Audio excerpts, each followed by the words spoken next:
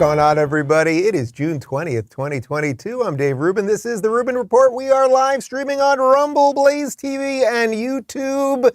And I'm in a good mood. I had a great weekend. I hope you did too. I hope you celebrated your father, or if you are a father-to-be, or were a father, or going to be a father, or any version of a father or something, or you have a father or whatever. I hope there was some goodness over your weekend. Hope you ate some hot dogs and all that good stuff. I'm feeling refreshed and ready to roll. So today's show is going to be, I asked the guys right before, what are we going to do? What level of show are we going to do today? Michael said an 8.6 out of 10.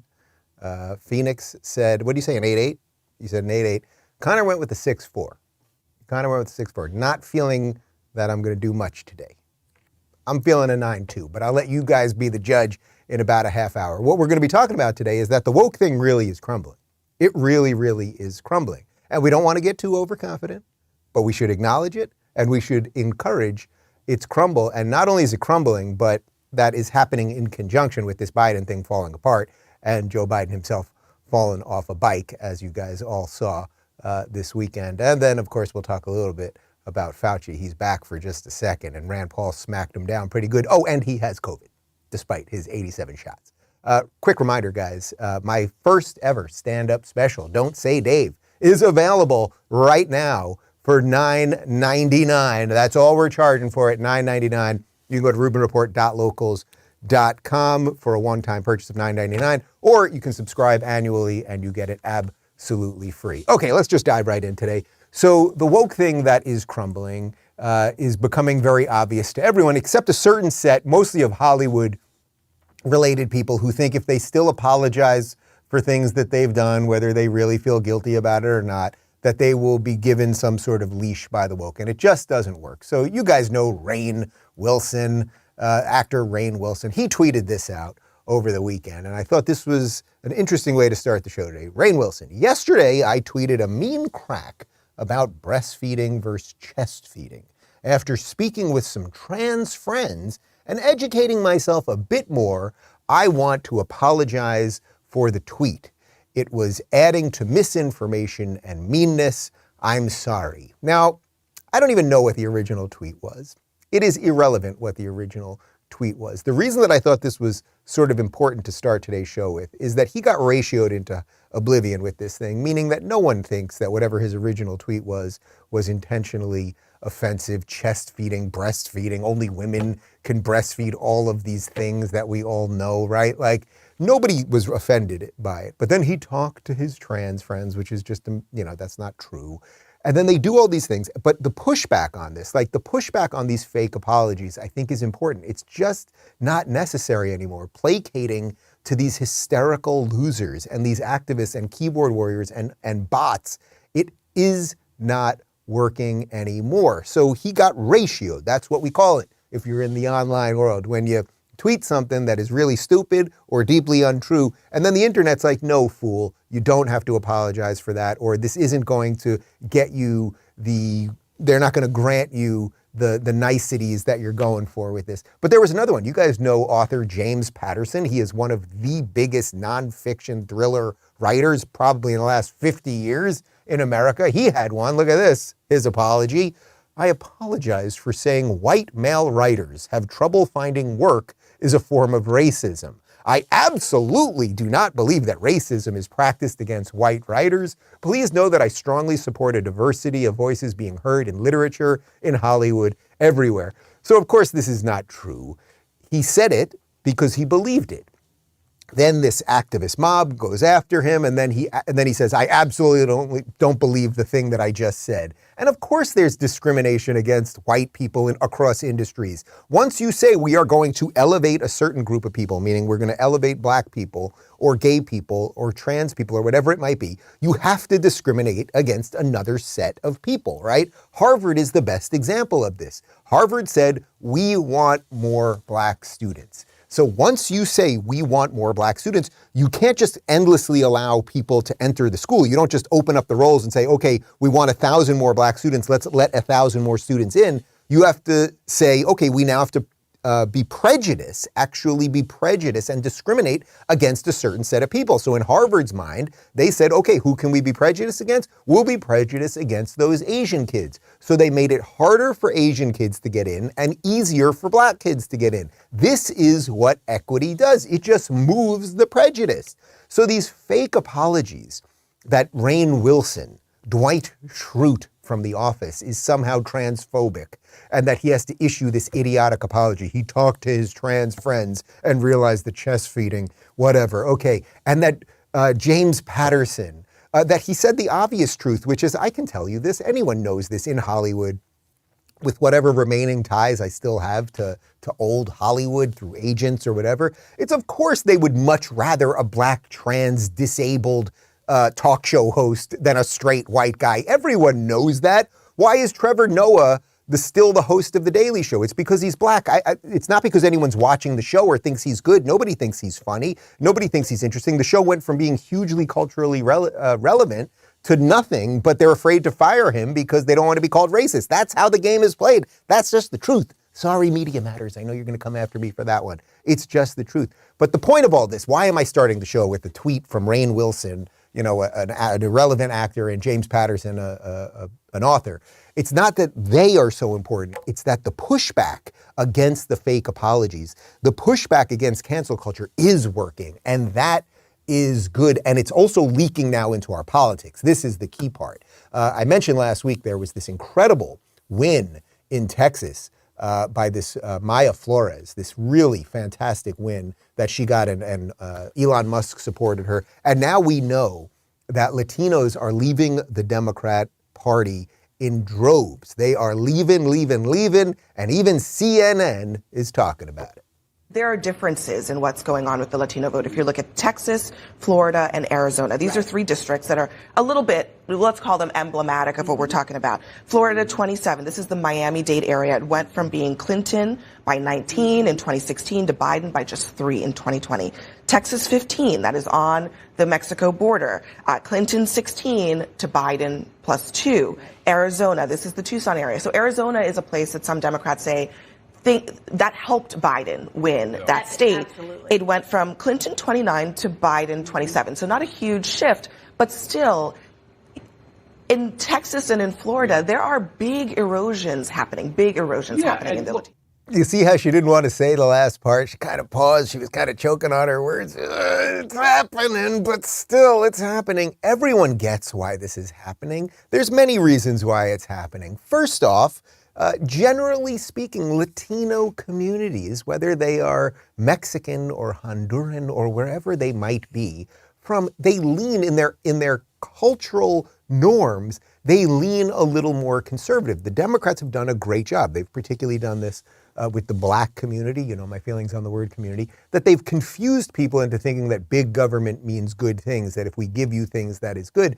But the ethics, the cultural values of these communities tend to be a little more conservative. Then you take what's going on in Texas with these open borders and people that are just pouring through our borders. Well, if you were a new immigrant to America, a legal immigrant, and you did it fairly, right? Or it was your father or mother or grandparents that did it fairly, and you lived in one of these border communities, and you're working hard and doing the American dream, doing what you probably are doing right now, or what your parents or grandparents or great-grandparents did before you, and you're working hard to get more so that your kids will have more and all of that stuff. And then you see in your border town somewhere in Texas, you see all of these people just pouring in, and the government's going to give them money, and the government's going to give them phones and other benefits and all of those things. You might be annoyed. And then you might be able to connect that to the policies of the Biden administration. And then you might even be able to remember back to that orange man who was talking about building a wall. And it wasn't a racist wall. It was a wall that just said, hey, we've got a border,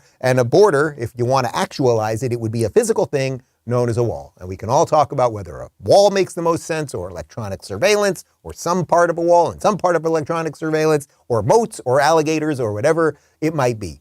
But the point is, when you take the immigration stuff, that is huge. You take some of the cultural norms, boys or girls and all of that stuff, that doesn't really fly with these people. And then you take the ridiculous language of the woke, the Latinx, L-A-T-I-N-X, the Latinx, a word that no Latino person has ever said. It is wildly offensive. Most of the words in Spanish are gendered, right? That's how it works. That's how it works. And they have completely pushed all this nonsense on these people. It's all coming from elite white liberals. That's how it comes from the woke. And they're pushing it on these people. It's even related to something going on here. As I've been telling you guys, we're doing construction in my house. A lot of the workers that I've had in my house happen to be from Honduras. And I talk to them. My Spanish is pretty decent. We go back and forth. Like the idea that they would love that the main guy running the show here, that he would want his daughter to be a boy or boy to be a daughter or any of these lines. It's just so ridiculous. They're here to work hard and build a better life for themselves, much like everybody else that's sane. But on the televised mental institution of NBC, they are also acknowledging that there's a big problem for the Democrats when it comes to minorities, because the Democrats have basically owned minorities. And what happens when minorities start figuring out what's what? What do you have to do? You got to scare the hell out of them. You know what, African Americans, particularly African American men who are showing the lowest motivation to turn out in this midterm, you think things are tough for you right now? Where do you think you're going to stand in a country in America where there's no democracy, where they have absolutely no interest or at all in respecting your rights? We've got to let these people understand that they've got skin in this game, and we got to scare the hell out of them, because quite frankly, Nicole, they should be afraid that we're going to lose our democracy. It's a fantasy land. It's genuinely a fantasy land. There are people that watch MSNBC, and it's not that many people anymore, right? It's not that many people anymore. But there's a set of people that are influential in the political world that watch that respond to that. And you're watching that thinking that, what are you saying? The Republicans are coming for your rights. The Republicans are coming for black people and all of those things. As you guys know, we've talked about it a million times. Black and Latino unemployment was at an all-time low when Donald Trump was president, when the Congressional Black Caucus sat there. When he said it, remember he said it at the State of the Union, black and Latino unemployment at an all-time low. Man, we don't like you, orange man. We hate you more than we like black and Latino people. But this is all leaking into everything right now, because as we watch the woke thing crumble, and as we watch Latino, black, gay, minority of choice people fleeing the Democrat Party, this is directly connected to the guy who fell off the bike this weekend, and his disapproval numbers are going way up. Let's just watch him falling off the bike again.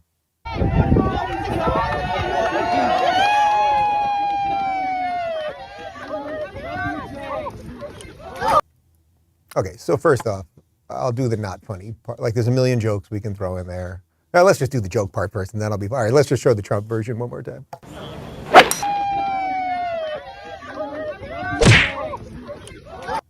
Okay, all right, so we can do all the funny versions of this. But I really want you to think about how close we got to today being very different than yesterday. That's a roughly how old is he? 79, 78, something like that. I think he's 79, right? That's a 79-year-old man falling off a bike. When a 79-year-old man falls off a bike, usually that's the last time they get on a bike, if they're lucky, because you could very easily break a hip, break something else. This is a guy who's had a series, I think he's had a couple brain aneurysms. Like, we all know about the general state of his mental health and all that. You know, physically, in terms of his body, he actually, for a 79-year-old, looks like he's in decent enough shape. But the point is that if he falls 1 inch one way or 1 inch the other way, that's the broken hip, right? And we know what happens when old people break their hip. I'm not being glib or funny about it or whatever. I would not like to break my hip. As a matter of fact, I'm doing 2 times a week now. I'm going to physical therapy because I got something going on with my shoulder. So this is not to mock anyone's physical abilities. But the point is that the guy is 79 years old, and had he fallen slightly differently, do you know what would be happening right now? Do you know? Do you want to sit with it for just a minute? I'm freaking people out right now. You guys are freaking out, I can tell. Basically, Kamala Harris would be in charge, okay? If that doesn't freak you out, if that isn't the scariest freaking thing you've ever heard, then I don't know what is, okay? So we need to talk about these things, right?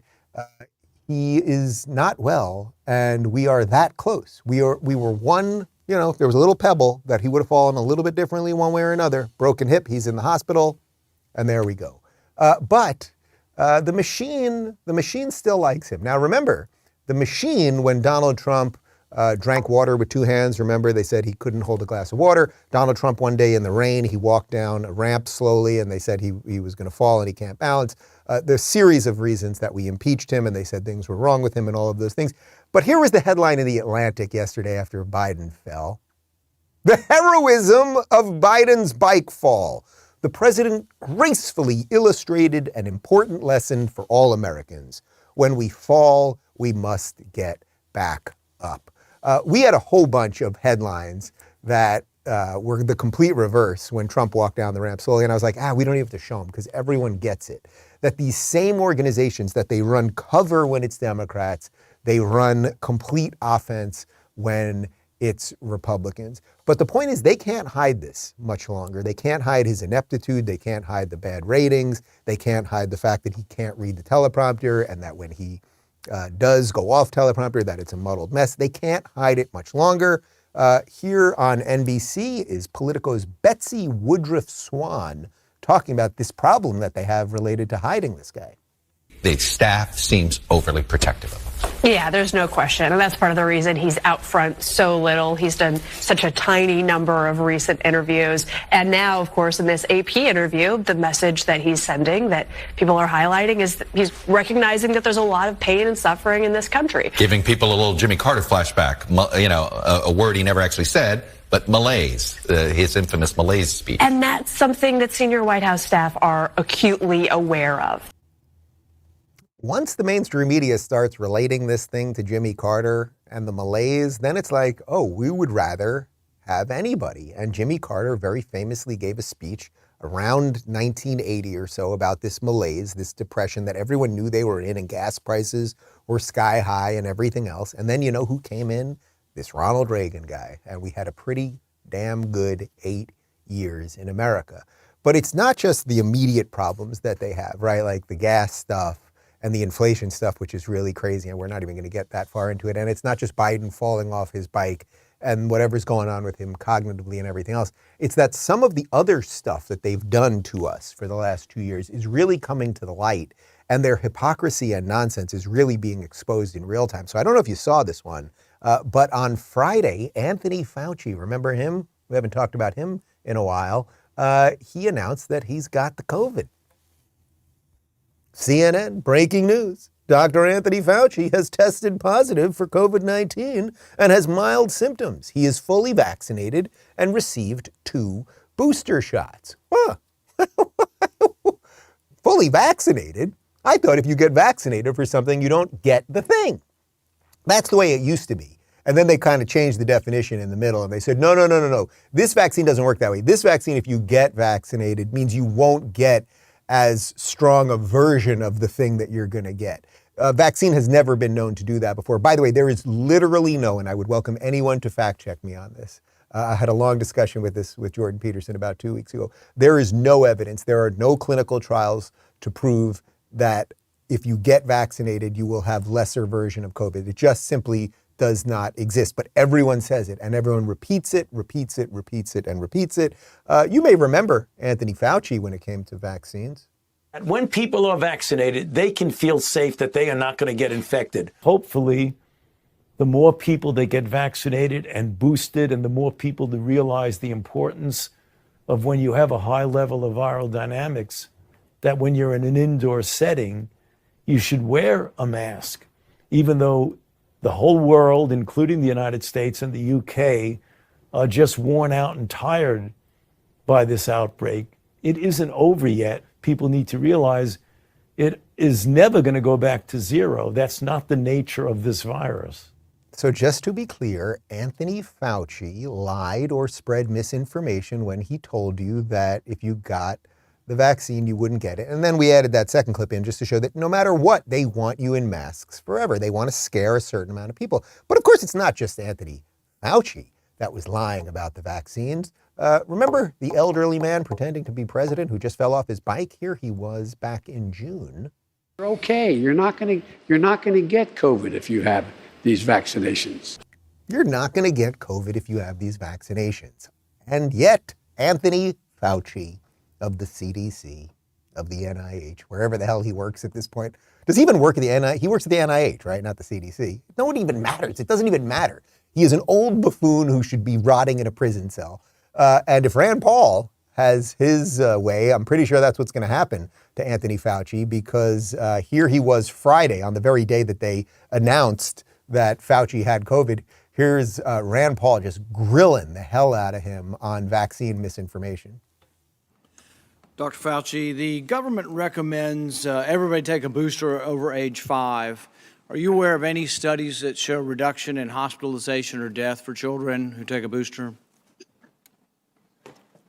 Right now, there's not enough data that has been accumulated, Senator Paul, to indicate that that's the case. There are no studies on children showing a reduction in hospitalization or death with taking a booster. If I give you 10, or if I give a patient 10 mRNA vaccines and they make protein each time, or they make antibody each time, is that proof that we should give 10 boosters, Dr. Fauci?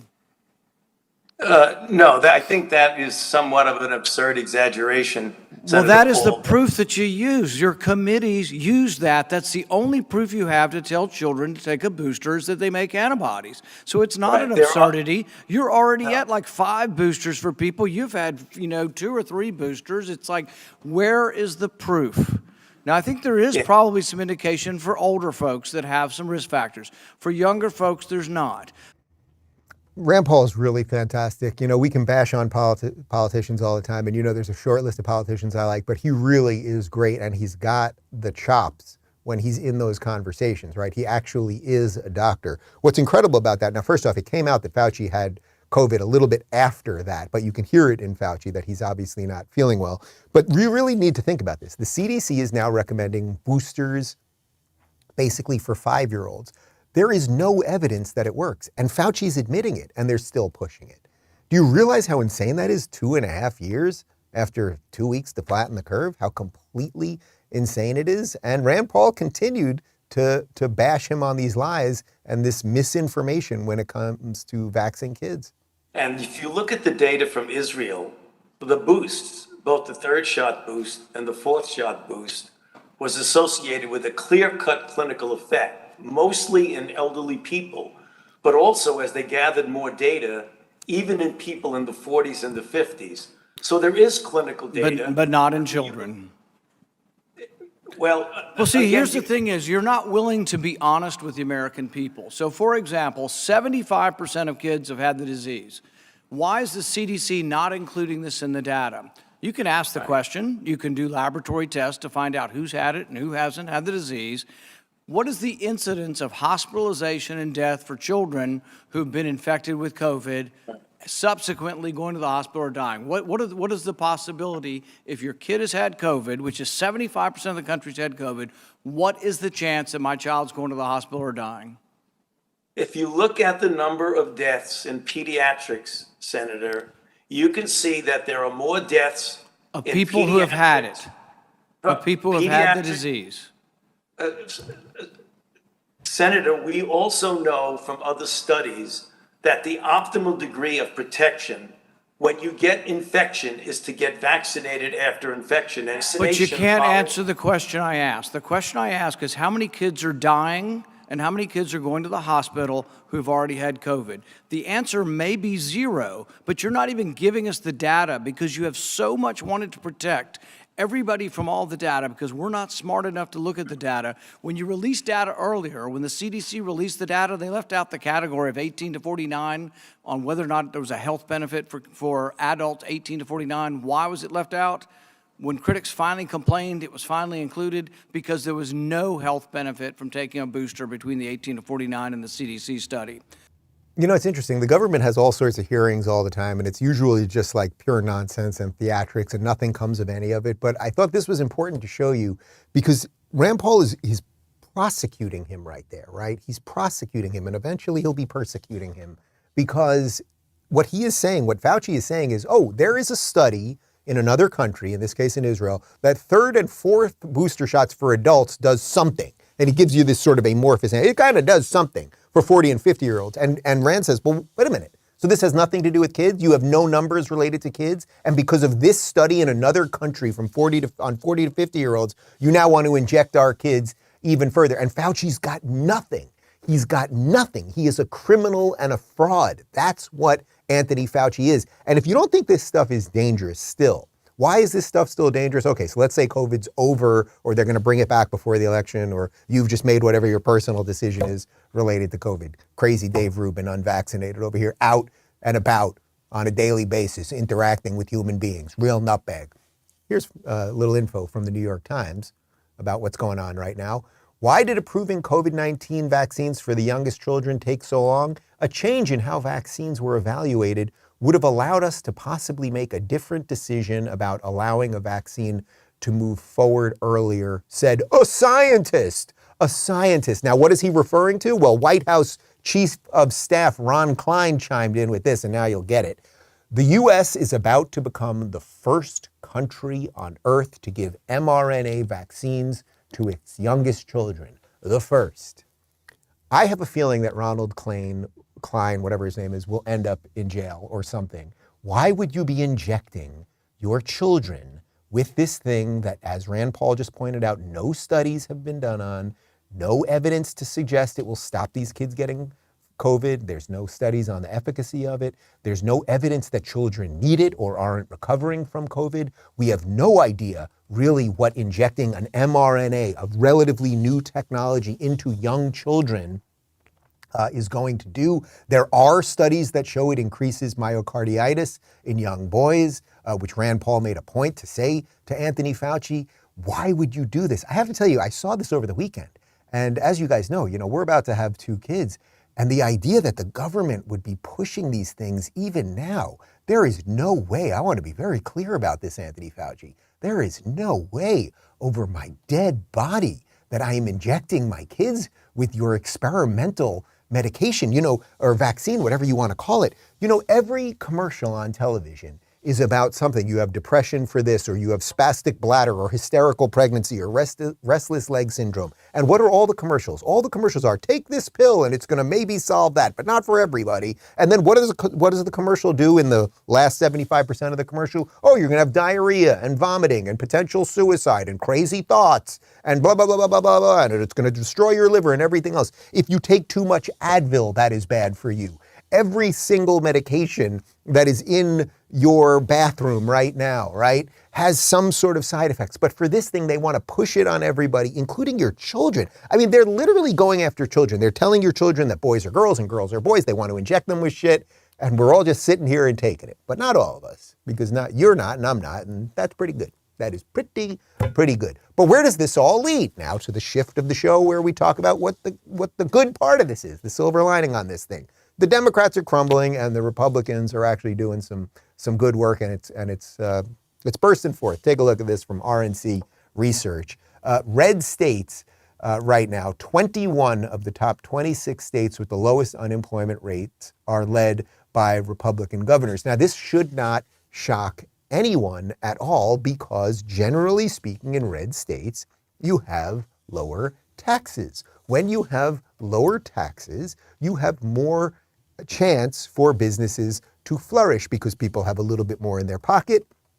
Thus, they spend a little bit more money. Thus, businesses hire more people. This also has a little something to do with, because they all, basically every red state, reopened sooner, did not go as far with lockdowns as the blue states, et cetera, et cetera. So this is good. Now, the proof is in the pudding. All of the crap of the last 2 years is showing that if you get out of the way of people's lives, they can make decisions for themselves. We got more from RNC Research. 12 of the top 15 states for jobs recovered from the pandemic are led by Republican governors. Okay, once again, this is pretty good, and it's freaking obvious. I am sitting in a room with 3 people that left a blue state and left jobs. I think you guys were all paying taxes, right? Everyone paid taxes in this room? Not happily, but okay. So there's 4 of us in here total, and I have more employees than this, but I'm sitting here, 4 people in this room right now that were functioning, tax-paying, hard-working, decent citizens of California who fled that dystopian shithole, to move to the free state of Florida. And things are pretty good here. Pretty good, pretty good, pretty good, pretty good, pretty good. Okay, I got to put money in the jar, because I mentioned California. So it is obvious people are taking their skills, they're taking their families, they're taking their finances, and they're moving to places where people work. And of course, what red states also did was keep the schools open.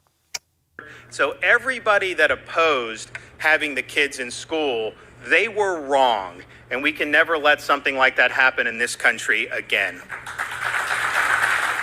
That was Ron DeSantis a couple days ago. That was at Chelsea Piers in New York City. And of course, the crazy leftist whack jobs were protesting him because of the don't say gay thing, which, as you know, is complete nonsense. So what do we got here?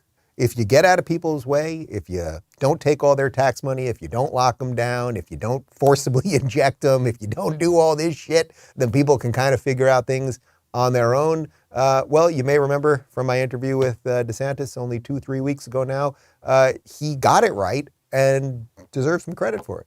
And the fact is, Fauci was wrong about a lot of this stuff, okay? We were the first big state to guarantee every parent the ability to send their kid to school in person, way back in 2020, right? Fauci opposed us having kids in school. He opposed what we were doing when we had businesses open and protecting people's jobs and we're having these events. He opposed us every step of the way. And so that wasn't based on data because the schooling was obvious that you needed to have the kids in school. It was based more on ideology. Okay, so you guys get it. The guy's doing it right here in Florida. But now let's shift to that change that I mentioned earlier. So Maya Flores won this seat in Texas. It had been Democrat-controlled for about 80 years. She's the first Mexican congresswoman in Texas in this district. This is a huge change. This is a serious note. Like, this is a bellwether moment for the shift that is happening right now. And Ron DeSantis chimed in on that. Don't let anyone tell you that the only people affected by illegal immigration are the border towns. That's just not true. Although if you see what's happening now down in the border towns, you just had the first Republican elected in southern South Texas in 100 years in that congressional district. And she ran, she's Mexican American, and she ran on God, country, and strong borders, and really was focusing on the border. So you have all those communities now that have just been overrun by the failure to maintain the border, and now they're really fighting back in terms of they're doing stuff to try to mitigate it there. But politically now they're saying they've had enough of this. And no one would have said, if we were here 5 years ago and you said that she could have won, everyone would have said there's no way you could ever do it. Well, now you're seeing it. So you get it? They're going to keep trying to scare the hell out of you. It doesn't mean that things are great, right? Everyone's looking at their bank accounts. Everyone's looking at their 401ks. Everyone's looking at the stock market and all the gas prices and all that. I can't just sit here and tell you everything is freaking fantastic, because it is not. But the markers for how we will win, the markers for how we will turn this thing around, they're all there. They're all there. Whether it is Rand Paul calling out the bullshit of Fauci and more people realizing that that is what it is, where more and more people going, no, you're not going to inject my 5-year-old. Whether it is Maya Flores winning this seat in Texas, right? All of these things are the markers. And if we just keep not just glossing over them, but really sitting with them and going, man, there are things that are happening here. Enough people watching Biden fall off the bike and going, maybe President Kamala Harris, maybe that's a little scarier than I thought it was. Well, then we can all continue this mass awakening, not awokening, that I think is happening all over the country. You're going to want to stick around for the cold close we got for you today. Do we have a couple comments from the Locals community? Oh, it's Me Monday over at Locals. I put this one up myself. I thought this was pretty appropriate. It's a takeoff of a famous meme that goes around. It's Biden just doing it to himself and on the floor. Poor Joe, poor Joe. Very sad. All right, we got a couple of comments from the Locals community. And I said to my guys right before we started, for those of you that are watching on Rumble right now, obviously, YouTube is what it is. Rumble does Rumble Rants. We're going to read some comments off Rumble starting tomorrow as well, in addition to the Locals comments. Tal says, do these people really believe these apologies work? All it does is empower the mob to come after them even harder, like blood in the water to a school of sharks. Yes, you are absolutely right. The apology never works. What it shows people is that you will live on your knees forever. And no one even believes it, right? That's why, the Rainn Wilson apology was like, I talked to my friends and I realized, my trans friends, and I realized chest feeding, breastfeeding, it's like, blah, it's just verbal diarrhea. It's just meaningless drivel, nothing. And you're apologizing to people who would never grant you any goodness in life. They just want you to apologize forever and never say what you really think. That's what this is really about. But the James Patterson one is worse, because James Patterson clearly said what he thought, what to be true, that of course this is what all wokeism leads to. This is what equity leads to, as I said earlier. If you're going to promote one group based on the color of skin or on an immutable characteristic, you have to be prejudiced against another group. So if at a publishing company, the idea is we are here to promote black writers, well, then that means that it doesn't mean that there's more jobs to be had, more books to be printed. You are going to have to discriminate. So he's told the truth. I will tell you a very specific example of exactly what he's talking about. In our old house in LA, in my studio there, the guy who had done the lighting for me, and he had done it for several of my studios, the old one in my garage and a bunch more, and I'd worked with him for years on a bunch of different things. He was an Emmy Award-winning lighting guy in Hollywood. He happens to be about 65 and white, and he's straight as well. At least he's married to a chick. He's straight. He was told about halfway through COVID that he should retire, that he should just go ahead and retire. He was told that by studio executives because they were like, they basically said, your time is over. Meaning you're 65, you're white, you're straight. Like, we got to give these lighting jobs to younger, black, trans, whatever people. It is true. We all know it's true. It is obvious and it's true. And of course, what it will also do is it will degrade the work over time. If you just hire people based on the color of their skin and not whether they're the best lighting people or the best engineers or the best plumbers or whatever it might be, the best pilots or doctors, you're going to have worse products over time. And that's why in some way, to me, it's like, let them keep building, shitty products, because they will just destroy themselves. And much like I do with this company, and much like hopefully you do with whatever company you work for or work in or own, it's like, hire people based on skill. Hire people because they're good people and work hard. You don't care if they're black or white or trans or gay or anything else. If they happen to be any of those things, then zippity dippity and move on with life, and we will build better products and a better society. It's really that simple.